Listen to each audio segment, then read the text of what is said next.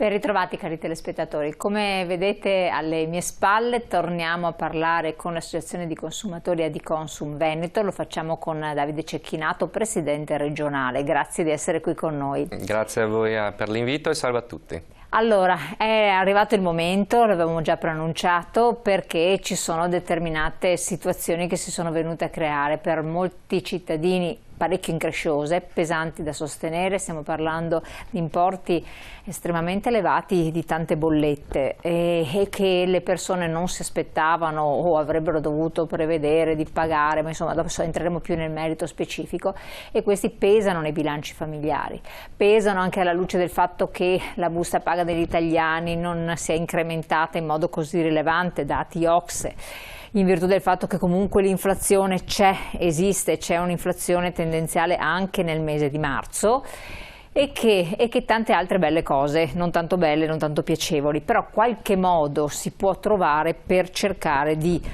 trovare una strada che ovvi allo stato di dissesto patrimoniale delle famiglie, vero Presidente? Almeno voi ci siete per dare una mano. Assolutamente, le associazioni sono nate e vivono per dare una mano ai cittadini, soprattutto in questa lunga fase, oserei dire, di difficoltà nel far quadrare i conti familiari. Parliamo ancora di energia, che è quel settore che ci dà più da lavorare in questo periodo, anche grazie a un progetto regionale finanziato dal Ministero delle Imprese e del Made in Italy, che proprio ha un intervento dedicato all'informazione e all'educazione del consumatore nell'ambito energetico, oltre che naturalmente nell'ambito classico della tutela del cittadino a 360 gradi.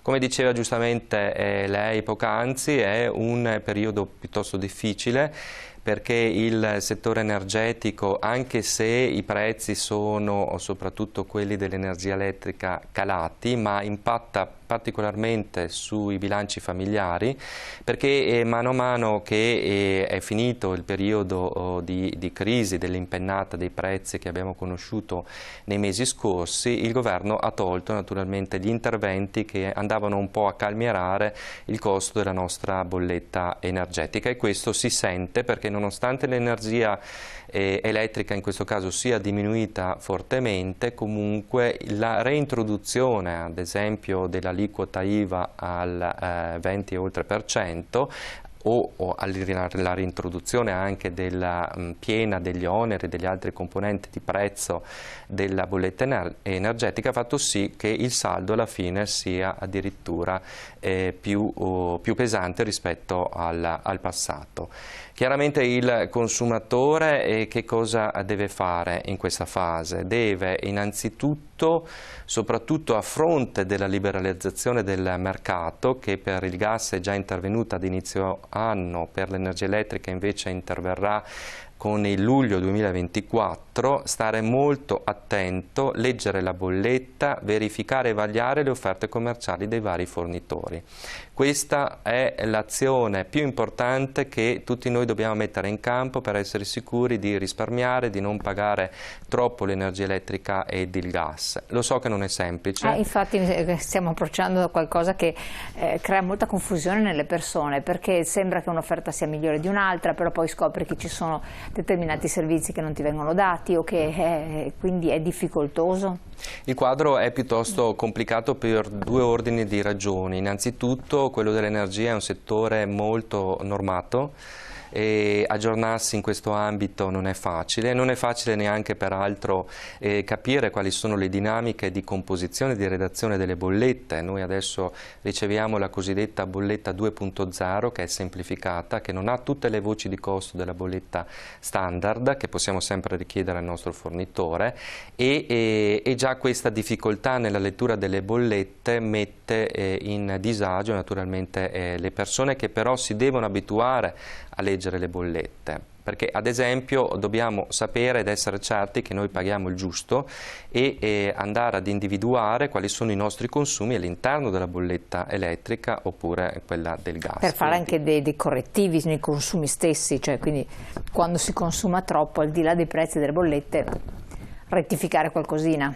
Il monitoraggio è fondamentale per capire come stanno andando i propri consumi, anche come si diceva, per mettere in atto delle azioni di risparmio e quindi anche delle azioni che possono aiutare a pagare meno. Tra l'altro, da questo punto di vista esiste un portale che è il portale il portale dove sono all'interno calate tutte quante le letture di ogni utenza, e si chiama portale consumi, e che può essere consultato dai consumatori. Per accedervi, l'unica criticità forse è un po' questa: è necessario lo SPID dell'intestatario dell'utenza. Accedendo a questo portale consumi, si potranno avere tutti i consumi storici della propria utenza e fare quel ragionamento di verifica che diceva poc'anzi lei. Quindi, ma stiamo parlando di consumi di che cosa? Energia elettrica sempre? Sì, sia energia elettrica che gas, cioè entrambi i consumi delle utenze. Io sono in grado, entrando in questo portale, di verificarli, di vederli, di avere la serie storica e quindi capire qual è l'andamento di consumo della mia famiglia, della mia utenza, e mettere in atto quelle strategie di risparmio che si dicevano prima. È molto utile. Naturalmente mi rendo conto che non è così semplice, però se uno non ha il tempo, l'occasione, la voglia di entrare nel portale consumi, già in bolletta sono presenti degli istogrammi con l'andamento dei consumi dell'ultimo anno, e già lì è significativo per comprendere, magari raffrontando bolletta con bolletta, qual è l'andamento del consumo e adottare delle eventuali strategie di risparmio. Questa sicuramente è la prima criticità, cioè quella della lettura della bolletta, capire che voce andare a verificare in bolletta. Poi c'è anche il tema della tariffa, che non è sempre molto chiara. Ad esempio, noi in bolletta non troviamo i costi fissi, che sono quegli oneri di commercializzazione che vengono imputati su tutte le utenze, che vanno a remunerare un po' l'attività di commercializzazione che il fornitore mette in campo. Che hanno un bel impatto, però, ricordiamoci, cioè impattano bene in modo... Sì, impattano bene perché possono valere anche 10-12 euro al mese, quindi capite che se ho in essere un'offerta dal punto di vista della fornitura della materia prima interessante, questo onere di commercializzazione potrebbe mangiarmi tutto il risparmio e alla fine dell'anno rendermi conto che non ho risparmiato per nulla. Quindi molta attenzione anche da questo punto di vista. Certo che se fosse esplicitato in bolletta anche questo importo, questo costo fisso, il consumatore saprebbe orientarsi meglio. Per conoscerlo devo andare a confrontare le schede economiche dell'offerta commerciale del mio fornitore. Mi rendo conto che non è proprio È un po' un lavoro, semplice. è un po' un lavoro. È un lavoro, e noi siamo qui per questo, voi infatti, lo facciamo per, ci siete per i questo. consumatori. È bene, grazie. È bene proprio ricordarlo a voi telespettatori. L'associazione di consumatori di Consum ha tanti sportelli collocati un po' ovunque, in tutte le città, per cui è disponibile a ricevervi magari su prenotazione per trovare un momento proprio dedicato e valutare i vari andamenti delle proprie bollette, perché poi purtroppo voi avete dei dati di centinaia di famiglie che si trovano in difficoltà.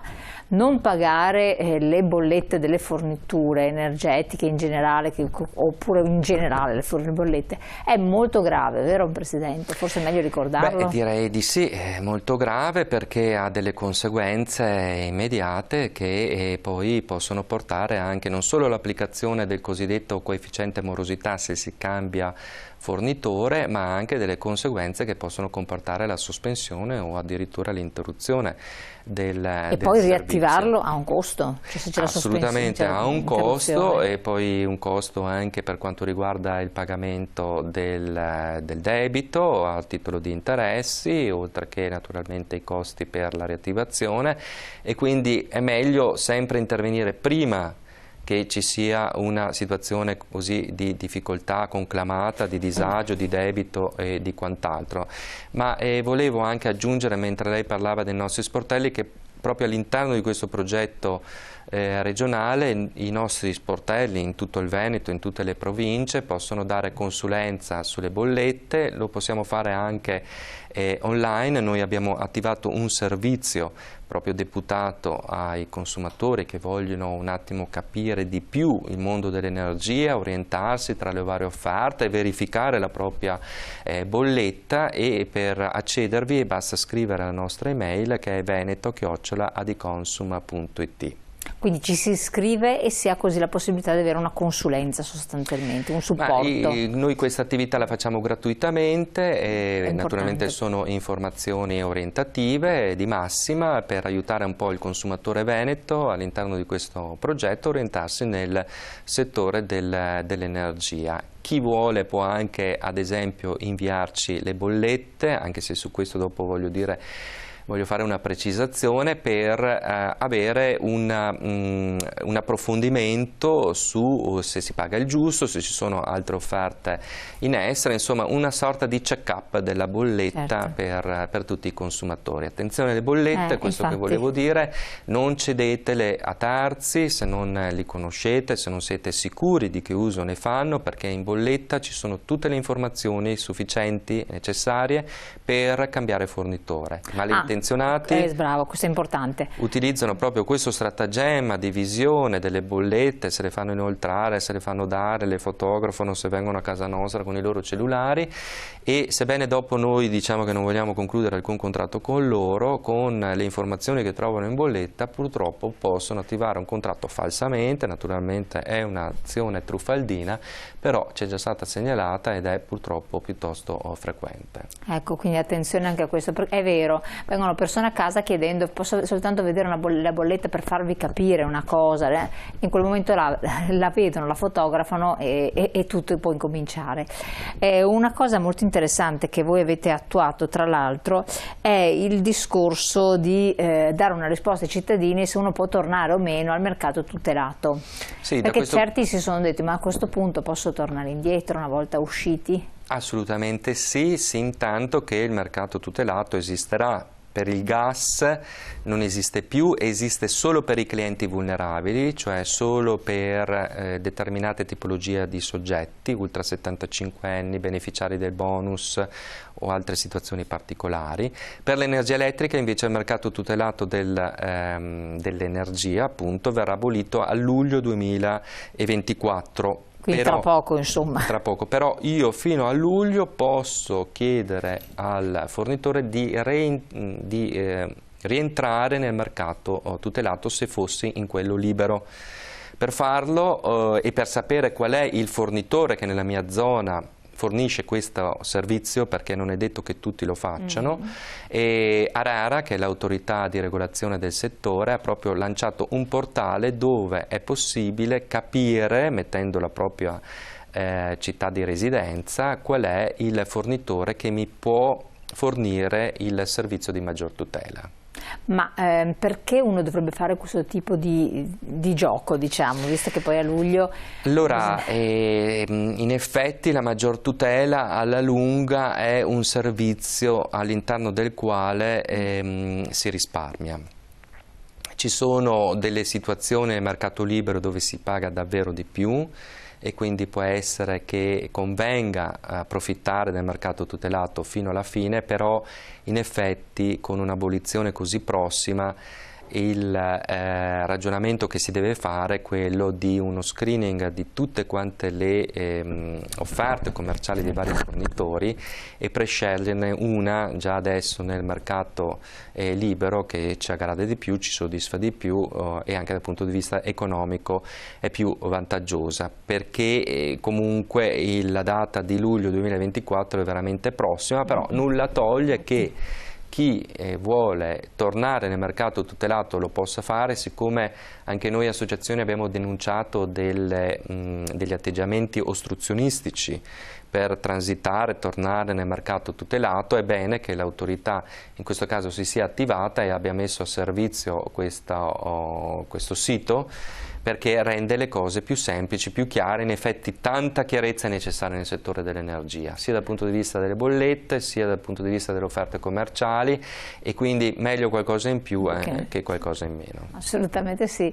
Allora, torniamo insieme, adesso abbiamo un intervallo pubblicitario, quindi pochi secondi, restate sul canale 19 perché con il presidente Adiconsum Veneto andremo ad affrontare anche il discorso degli aiuti. Ci sono previsti degli aiuti di carattere sociale, quelli di bonus sociali, per supportare non tutti, solo alcune condizioni particolari, quindi bisogna rientrare in certi importi, però poi ci sono anche ovviamente le strategie. Voi più volte avete apprezzato quando venivano insegnati degli stratagemmi che tante volte si dimenticano, insomma c'è tanto ancora da dire, tra poco.